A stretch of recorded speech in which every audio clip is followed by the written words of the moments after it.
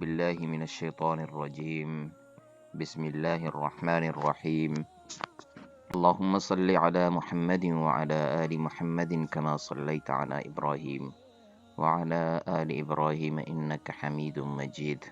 حضرت انس رضی اللہ تعالی عنہ سے روایت ہے کہ حضور نبی کریم صلی اللہ علیہ وسلم نے فرمایا، جب شب قدر ہوتی ہے تو جبرائیل علیہ السلام فرشتوں کی جماعت میں اترتے ہیں اور ہر اس کھڑے بیٹھے بندے پر جو اللہ کا ذکر کرتا ہو سلام بھیجتے ہیں۔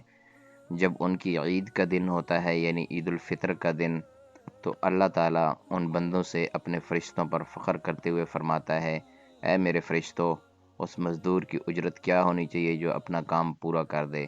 وہ عرض کرتے ہیں، الہی اس کی اجرت یہ ہے کہ اسے پورا اجر دیا جائے۔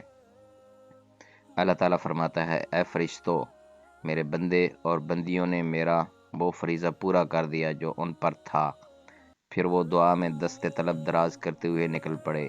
اللہ تعالیٰ نے فرمایا، مجھے اپنی عزت، اپنے جلال، اپنے کرم، اپنی بلندی اور اپنی رفعت مکان کی قسم، میں اس کی دعا ضرور قبول کروں گا۔ پھر اپنے بندوں سے فرماتا ہے، لوٹ جاؤ، میں نے تمہیں بخش دیا اور تمہاری برائیوں کو نیکیوں میں بدل دیا۔ فرمایا، پھر یہ لوگ بخشے ہوئے لوٹتے ہیں۔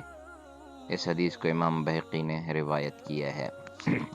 عبادہ بنت صامت رضی اللہ تعالیٰ عنہ سے مروی ہے کہ انہوں نے عرض کیا، یا رسول اللہ، ہمیں شب قدر کے بارے میں بتائیں۔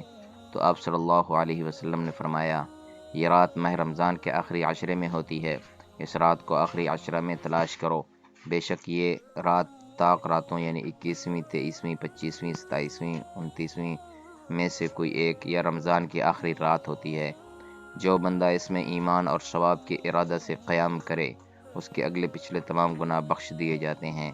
اس حدیث کو امام احمد اور طبرانی نے روایت کیا ہے۔ وآخر دعوانا ان الحمد للہ رب العالمین۔ اللہ تعالیٰ سے دعا ہے کہ اللہ تعالیٰ ہمیں اس رات کی برکتیں سمیٹنے کی توفیق عطا فرمائے۔ جو لمحات باقی رہ گئے ہیں، اللہ تعالیٰ اس میں ہمیں مزید نیکیاں کرنے کی توفیق عطا فرمائے اور برائیوں سے بچنے کی توفیق عطا فرمائے اور ہمارے سے راضی ہو جائے۔